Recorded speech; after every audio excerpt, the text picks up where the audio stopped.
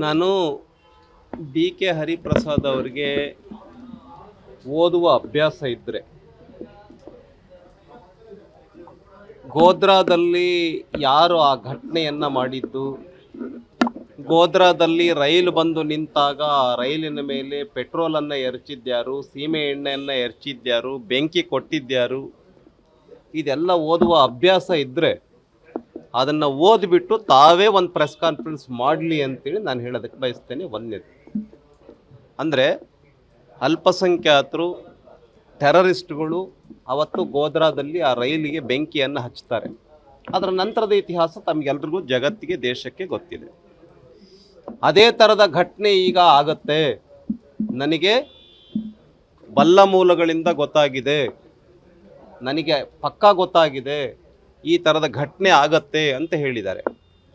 ಘಟನೆ ಆಗತ್ತೆ ಅಂತ ನಿಮಗೆ ಗೊತ್ತಿದ್ರು ಸುಮ್ಮನೆ ಯಾಕೆ ಕೂತ್ಕೊಂಡಿದ್ದಾರೆ?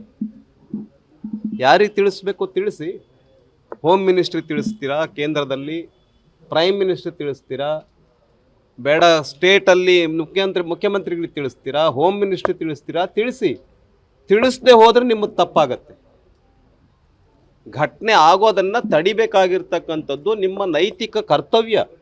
ನಿಮಗೇನಾದ್ರು ನೈತಿಕತೆ ಇದ್ದರೆ, ಜನರ ಬಗ್ಗೆ ಕಾಳಜಿ ಇದ್ದರೆ, ಇಲ್ಲ ಈ ಘಟನೆ ಆಗಬೇಕು ಅಂತಿದ್ರೆ ನೀವು ದೇಶದ್ರೋಹಿ ಆಗ್ತೀರ.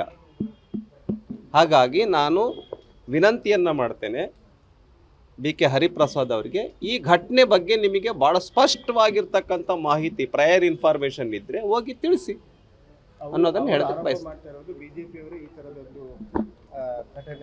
ನಾನು ಹೇಳ್ತೀನಲ್ಲ, ಬಿ ಜೆ ಪಿಯ ಅಂಥ ಮುಟ್ಟಾಳ ಕೆಲಸ ಮಾಡ್ತಕ್ಕಂಥ ಕಾರ್ಯಕರ್ತರು ಬಿ ಜೆ ಪಿನಲ್ಲಿ ಯಾರೂ ಇರೋಕ್ಕೆ ಸಾಧ್ಯ ಇಲ್ಲ. ಬಿ ಜೆ ಪಿನಲ್ಲಿ ಇಂಥದ್ದು ಏನಾರ ಘಟನೆಗಳಾದರೆ ದೇಶದ್ರೋಹಿಗಳೇ ಮಾಡೋಕ್ಕೆ ಸಾಧ್ಯ. ಈ ದೇಶವನ್ನು ಪ್ರೀತಿ ಮಾಡದೇ ಇರೋರೇ ಮಾಡೋಕ್ಕೆ ಸಾಧ್ಯ. ಅದನ್ನು ಅವರು ಮಾಡ್ತಾ ಇದ್ದಾರೆ. ಇದ್ರ ಬಗ್ಗೆ ತಿಳಿಸಿ ನೀವು.